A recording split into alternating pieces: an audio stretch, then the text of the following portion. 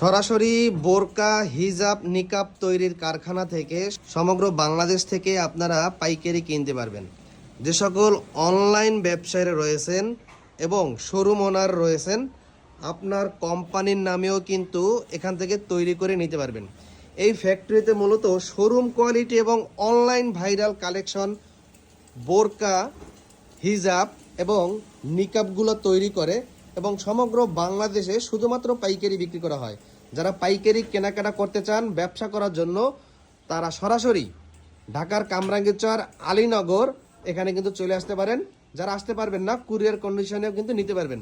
অথবা আপনি চাইলে আপনার যেই সাইজ বেশি চলে সেই সাইজের কিন্তু বেশি নিতে পারবেন।